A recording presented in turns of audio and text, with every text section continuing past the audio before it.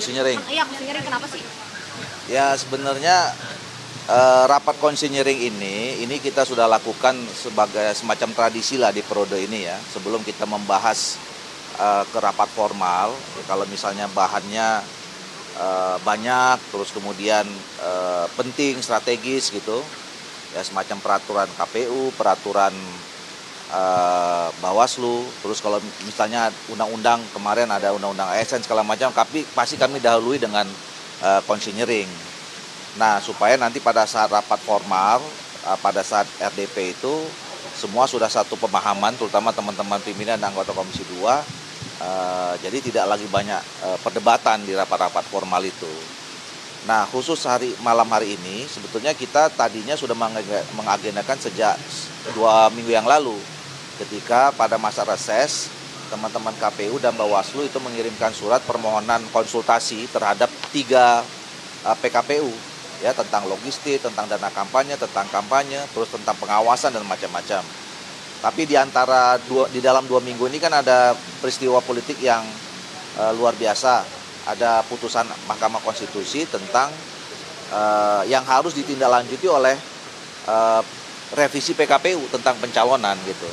Nah, makanya kami juga sudah menjadwalkan lama untuk hari Senin besok. Karena kan sebetulnya sampai hari ini kami terjadwal ada kunjungan kerja spesifik di daerah gitu. Nah, jadi malam ini kami akan membahas 3 yang tadi. Nah, tapi khusus untuk yang revisi PKPU nomor 8 itu, tadinya sih kita tidak akan bahas sekarang, karena itu sudah final sebetulnya. Kami sudah baca bahwa draft yang disampaikan oleh teman-teman KPU itu sudah sesuai dengan landasan hukumnya adalah putusan Mahkamah Konstitusi 60 dan 70. Bulat, ya, utuh gitu.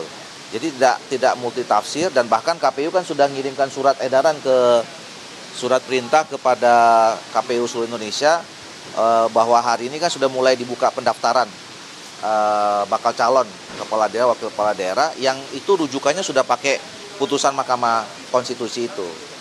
Nah, oleh karena itu saya sekali mau menegaskan, insya Allah DPR kami yang diwakili oleh Komisi 2 akan mengawal, ya, menjaga bahwa insya Allah PKPU itu tidak akan keluar lagi, ya, tidak akan keluar lagi dari putusan Mahkamah Konstitusi yang terakhir. Jadi memang kan KPU itu tugasnya melaksanakan undang-undang yang terkait dengan pilkada. Yang terakhir, yang mutakhir berlaku itu adalah putusan Mahkamah Konstitusi. Nah, tugas kami di DPR mengawal, ya, sebagai fungsi pengawasan di DPR terhadap mitra-mitra kerja kami termasuk penyelenggara pemilu yang mengawali.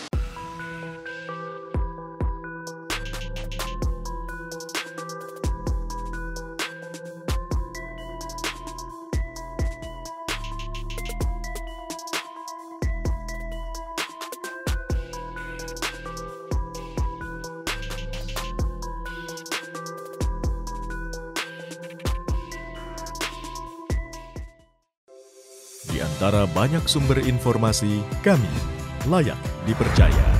Karena kami menggali lebih dalam, berpihak pada kebenaran, berpegang pada data dan fakta, agar layak Anda jadikan referensi. Kompas TV, independen, terpercaya.